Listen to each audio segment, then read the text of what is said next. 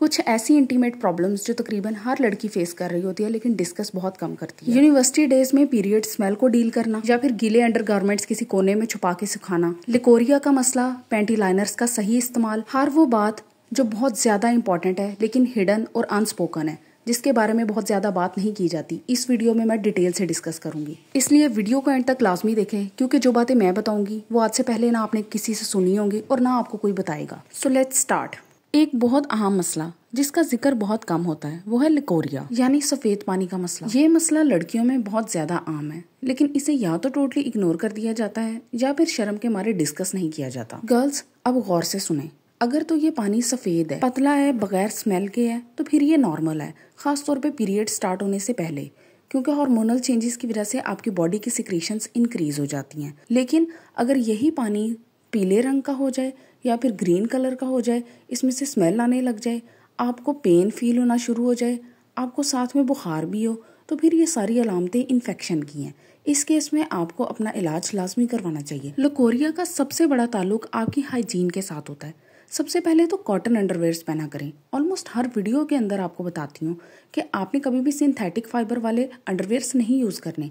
इससे आपकी skin breathe नहीं कर पाती, जिसकी वजह से स्वेटिंग, इरिटेशन और इवेंचुअली लिकोरिया हो जाता है। दूसरा, अंडरवेयर लाजमी चेंज करें। अगर आप रोज पहनती हैं तो फिर रोज चेंज करें। डैम्प क्लोथ्स कभी भी वेयर नहीं करने। अगर आपके कपड़े थोड़े से गीले हैं या फिर वैसे ही पसीने की वजह से थोड़े से नमी आई हुई है, आपने उनको फौरी तौर पे चेंज कर लेना है और उन्हें एयर ड्राई नहीं होने देना।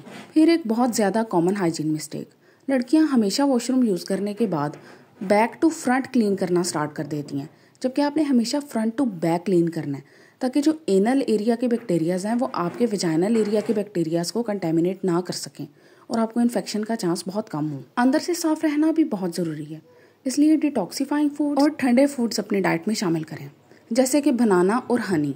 इसके अलावा योगर्ट प्रोबायोटिक है, ये आपकी बॉडी में गुड बैक्टीरियाज को इंक्रीज करता है, इसलिए दही तो लाजमी खाया करें और हाइड्रेशन का खास ख्याल रखें। आपकी बॉडी डिहाइड्रेटेड नहीं होनी चाहिए, कम से कम भी दिन में 2 लीटर पानी ज़रूर पिएं। आपकी बॉडी वेट के लिहाज से कितना पानी आपको चाहिए उसके ऊपर ऑलरेडी वीडियो बन चुकी है, उसका लिंक डिस्क्रिप्शन बॉक्स में डाल दूंगी। फिर एक देसी नुस्खा बताऊंगी। अगर डिस्चार्ज की क्वांटिटी बहुत ज़्यादा है तो आप नीम के पत्ते पानी में उबालने के बाद उसे अच्छे से ठंडे कर लें और उससे अपने इंटीमेट एरिया को वॉश करें। आपने कोई भी सेंटेड सोप्स, डेटोल, इस तरह की चीज़ें इंटीमेट एरिया पे नहीं यूज़ करनी। नीम के पत्तों के अंदर एंटी फंगल और एंटी बैक्टीरियल प्रॉपर्टीज़ होती हैं, इसलिए ये आपके डिस्चार्ज को काफ़ी हद तक कम करने में मदद देगा। कुछ मिस्टेक्स जिनकी वजह से डिस्चार्ज ज़्यादा होता है उनको आपने अवॉइड करना है, जैसे कि टाइट कपड़े, टाइट जीन्स बिल्कुल नहीं पहननी, रात को सोते हुए तो टोटली अवॉइड करनी है, इससे आपकी स्किन ब्रीथ नहीं कर पाती। और दूसरा, सैनिटरी पैड्स और पैंटी लाइनर्स कुछ भी आप यूज़ कर रही हैं उसको कम से कम भी 5 से 6 घंटे के अंदर अंदर चेंज कर लिया करें।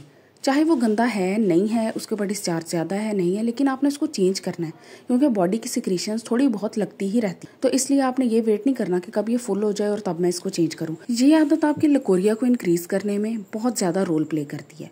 अब चलते हैं यूज़ ऑफ पैंटी लाइनर्स की तरफ। पैंटी लाइनर्स क्या होते हैं? ये सैनिटरी पैड्स की निस्बत पतले होते हैं और उससे छोटे साइज में होते हैं और ये पीरियड्स के लिए यूज़ नहीं होते। ये बेसिकली आपकी जो नॉर्मल डेली रूटीन की सिक्रीशंस होती हैं उसमें हो सकता है कि आपको यूरिनरी प्रॉब्लम्स हो, आपको यूरिनरी इनकॉन्टिनेंस। इससे मुराद है यूरिन का खुद ब खुद बाहर निकल आना, जैसे कि आपने छींक मारी है और 1-2 कतरे बाहर आ गए हैं, क्योंकि ये न्यू मदर्स के अंदर तो बहुत ज़्यादा कॉमन है, खासतौर पे जब आपके बच्चे नॉर्मल डिलीवरी से पैदा होते हैं। यंग गर्ल्स पीरियड्स से कुछ देर पहले या फिर पीरियड्स के एंड डेज में जब स्पॉटिंग थोड़ी हो रही होती है तब इसको यूज़ कर सकती हैं, या फिर डेली फ्रेशनेस के लिए, और या फिर लिकोरिया डिस्चार्ज को मैनेज करने के लिए अगर उनको बहुत ज़्यादा हो रहा है और वो नहीं चाहती कि उनके कपड़े गंदे हों।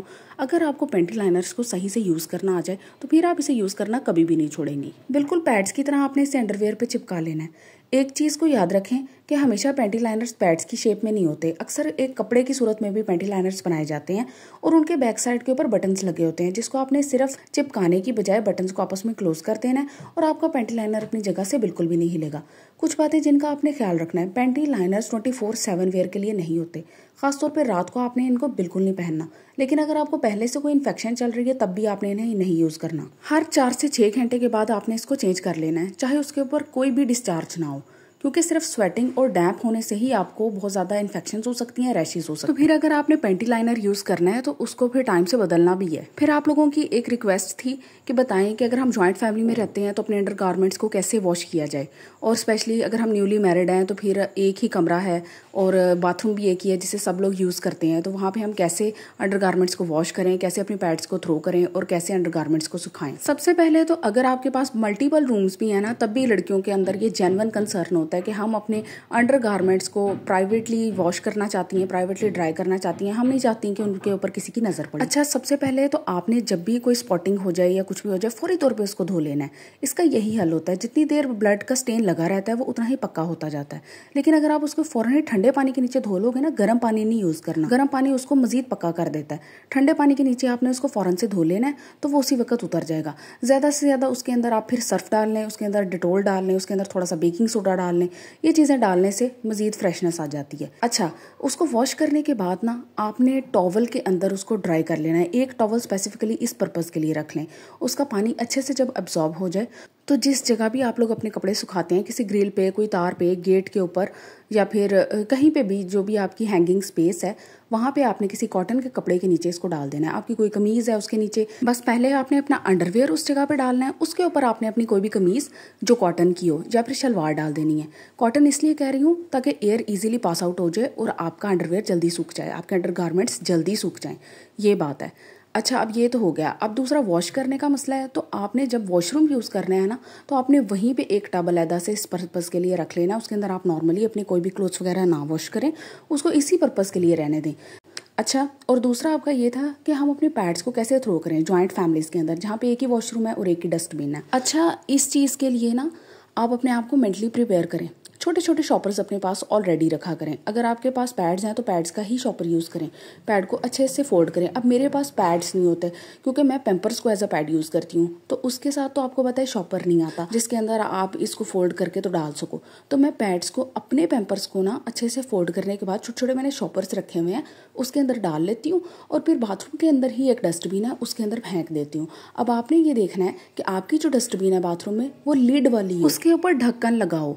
आपने बस पाँव से उस ढक्कन को खोल लेना है और उसके अंदर अपना पैड थ्रो कर देना है। इस तरह किसी और की नज़र उस पर नहीं पड़ेगी। एक बात का खास ख्याल रखें, अगर आप कहीं पे गेस्ट गई हुई हैं और वहाँ पे आपने अपना पैड थ्रो करना है तो उसके लिए आपने अपने पास जिप लॉक बैग ऑलरेडी रखना है। कोशिश करें कि वो कलर्ड हो, ट्रांसपेरेंट ना हो, ताकि आप इजीली अपने बैग से उसको निकालें, अपना पैड थ्रो करें और किसी बंदे को कानो कान खबर भी ना हो।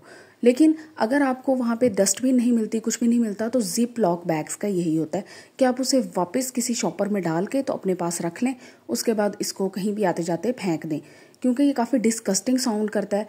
लेकिन अगर आप बहुत ज़्यादा शाय हो, क्योंकि मुझे पता है, मैंने अपनी कज़न्स को भी देखा हुआ है कि लड़कियां इतनी शाय होती हैं, वो कहती हैं कि हमें स्टेनिंग हो जाए, कुछ भी हो जाए, बस हम अपनी जगह पे बैठे रहें, हम वहाँ से उठें ना, हमें किसी के वॉशरूम में जाके अपना पैड ना थ्रो करना पड़ जाए।